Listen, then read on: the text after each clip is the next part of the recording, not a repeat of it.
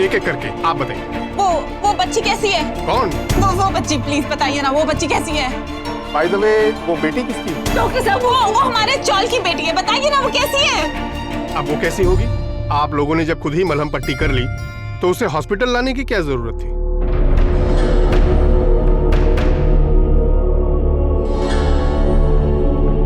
Krishna, doctor साहब वो मेरी बच्ची है, बताइए ना वो ठीक नहीं है क्या? पहले आप ये बताइए कि आपकी बेटी पर डॉक्टरी किसने की?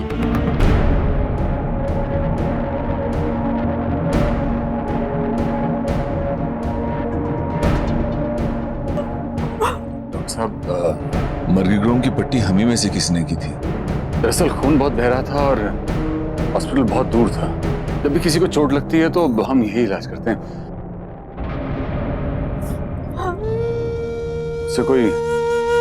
मुझसे कोई गलती तो नहीं होगी डॉक्टर साहब? कृष्णा, कृष्णा, आपकी बेटी बिल्कुल ठीक है। ठीक है मतलब? मैं शुद्ध हिंदी में ही समझा रहा हूँ आपको कि आपकी बेटी बिल्कुल ठीक है।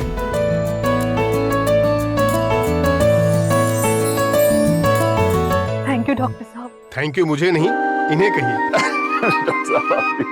मेरे करने के लिए इन्होंने कुछ छोड़ा ही नहीं। सही वक्त पर बिल्कुल सही इलाज। अगर सही वक्त पर इलाज नहीं किया होता और खून नहीं रुकता तो मुझे बच्ची को बचाना बहुत मुश्किल हो जाता। लेकिन इस मामले में आप परफेक्ट डॉक्टर हैं। डॉक्टर साहब, बच्ची को डिस्चार्ज कब कर रहे हैं? 10 मिनट के बाद आप उससे मिल सकते हैं और उसे घर भी ले जा सकते हैं। अच्छा। और इतने सारे लोगों की दुआएं हैं उसके साथ, तो उसे एडमिट करने की क्या जरूरत थी? All the best. अरे वाह समझे भाई। चलो।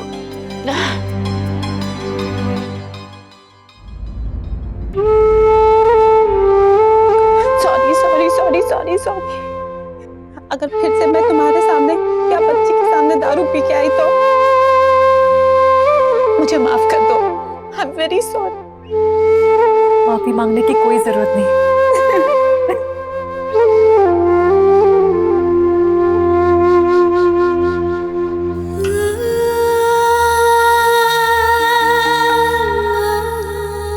लड़की हुई बर्बाद तो मार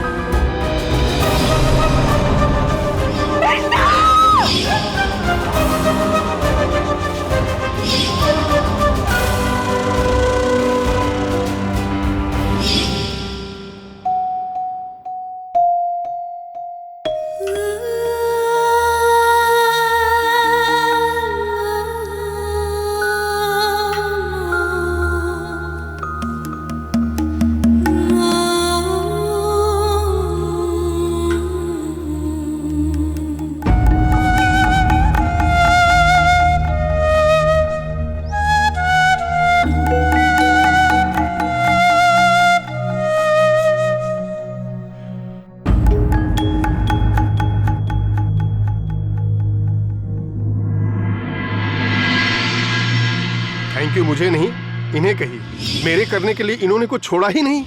सही वक्त पर बिल्कुल सही इलाज।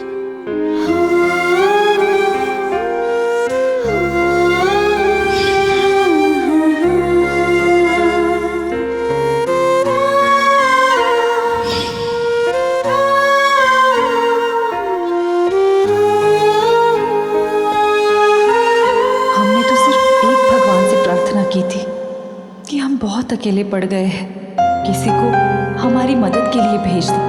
पर यहाँ तो लगता है सब भगवानों ने अपने दूत भेज दिए। कितने सारे लोग आ गए हमें सहारा देने। इतनी तसल्ली तो हमें कभी अपनी माँ के घर में भी महसूस नहीं हुई।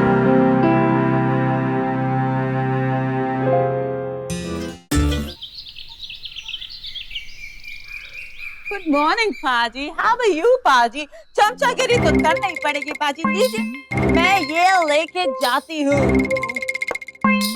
शमशेर पाजी, अंदर से तो तू मुझे फुल गालियां दे रहा होगा ना, कह रहा होगा इतने बड़े आउटडोर से मैं वापस आया और मुझे मेरा बिस्तर तक नसीब नहीं।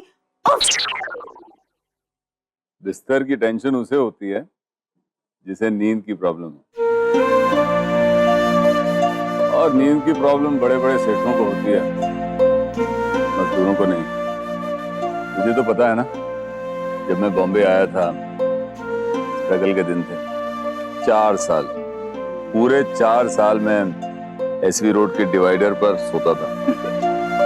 अरे मुझे नींद आए खड़े खड़े सो जाऊं। यही तो प्रॉब्लम है तेरे साथ है ना, दिमाग भी इस्तेमाल करना पड़ता है कि सोच रोमा सोच, ये अंदर क्या सोच रहा होगा।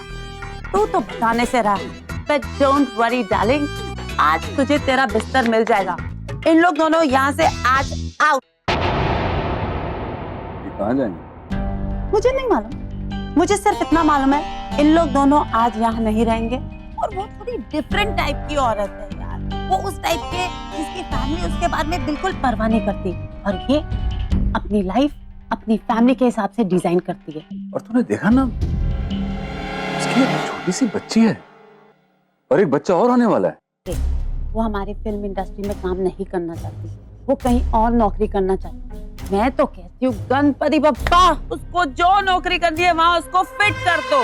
चल बाय। हेलो, ये आइटम तो यहाँ खड़ी है।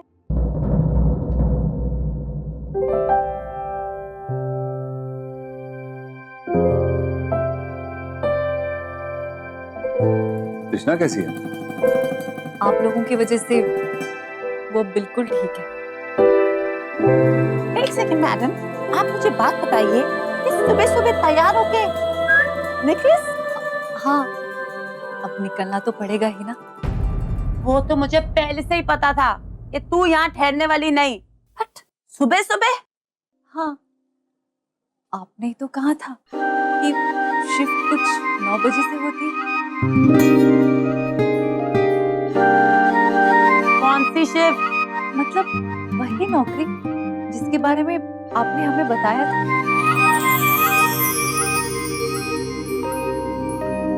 ये मेरे साथ शूटिंग करेगी? तू शूटिंग करेगी? हाँ रोमा, जिस तरह से तुमने हमें डांट कर प्यार से समझाया था, वो अब हमारी समझ में आ गया है। आज से हम तुम्हारे साथ रोज शूटिंग पर आया करेंगे। रोमा, आज बड़ा लकी दिन है कोई नया काम शुरू करने के लिए। 3 फिल्मों का मुहूर्त है, सारे फ्लोर्स बुक हैं। एक सेकंड भाई, मैडम आप मुझे एक बात बताइए, आप तो बोल रही थी कि ये फिल्म इंडस्ट्री बड़ी गंदी जगह है, मैं यहाँ काम नहीं करूंगी, फिर क्या हुआ? फिल्म इंडस्ट्री कैसी होती है ये हम अभी भी नहीं जानते, लेकिन इंडस्ट्री के लोगों को पहचान गए हैं। स्टूडियो के अंदर उन हैवानों से हमें बचाने वाले फिल्म इंडस्ट्री वाले ही थे। लावारिस सड़क से हमें उठाकर इस स्टॉल में लाने वाला कोई सगा नहीं था, इस फिल्म लाइन वाला ही था। और कल तो हमें ऐसा लगा कि हम अपने बच्चे को खो देंगे, लेकिन इससे पहले कि मैं भगवान को मदद के लिए बुलाऊं, भगवान ने हमारे सामने आप जैसे लोगों को भेज दिया, जिसकी वजह से कृष्णा की जान बच गई। पता है आपको, जब मैं इस शहर में आई थी मेरे पास कुछ नहीं था, लेकिन आज देखिए ना, इस फिल्म इंडस्ट्री वालों की वजह से मेरे सर पर सिर्फ छत नहीं बल्कि पैर के नीचे जमीन भी है, और आज नौकरी भी।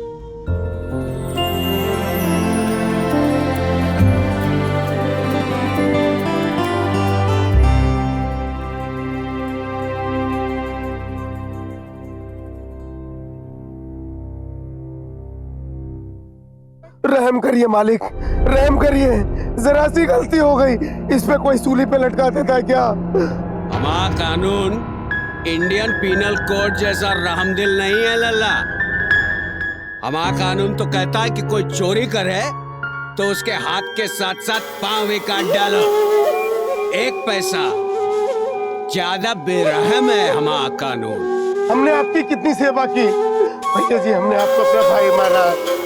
भैया जी, हम तो आपके भाई जैसे हैं। अरे हमें छोड़ दो भाई। भैया जी, भैया जी। हम तुम्हें बख्श देंगे तो हमारी बीवी और होने वाले बच्ची के साथ नाइंसाफी होगी ना। लेकिन हम तुम्हें वचन देते हैं कि इससे पहले कि तुम्हारा दम निकले, हमारे भाभी और भांजी हमारी गोली का शिकार हो चुके होंगे। समझे?